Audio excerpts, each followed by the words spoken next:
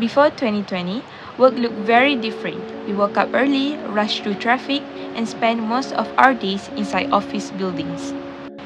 But everything changed when the pandemic hit. Offices closed, cities went silent, and suddenly, the world had to adapt. Work shifted from office desks to kitchen tables, bedrooms, and home corners. This was the beginning of a new way of working, telecommuting.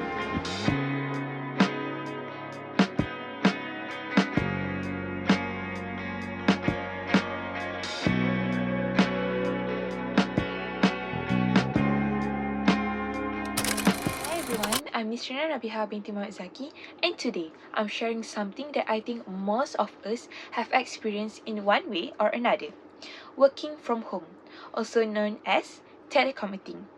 The article I'm discussing is called The Effect of Telecommuting on Productivity, a Meta-Analysis by Shweta Tewari, published in 2023 in the Academy of Marketing Studies Journal.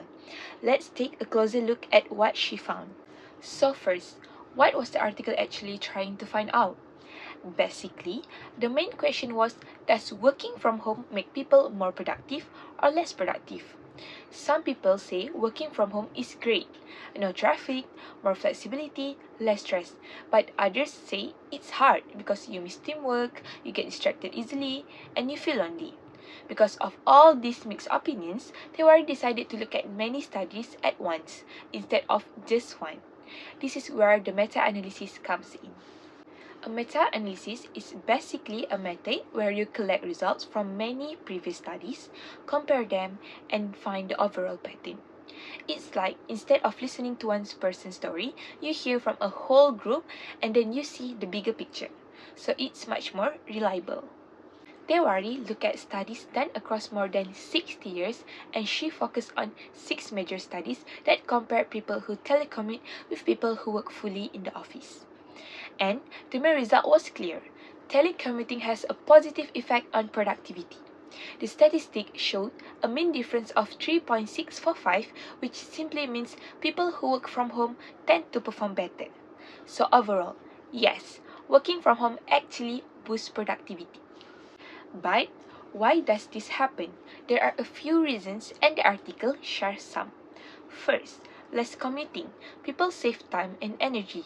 Second, more flexibility, easier to balance life and work. Third, quieter environment, better focus. Lastly, less stress, better performance. These are things many of us can relate to. When you don't have to rush through traffic in the morning, you start your day calmer.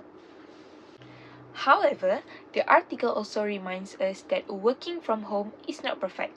There are challenges. For example, if someone works from home full time, they might feel isolated from their team.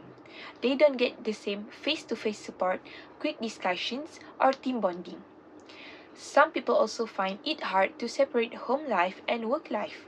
When your laptop is always nearby, it's easy to keep working even at night. And of course, not everyone has a comfortable or quiet home setup.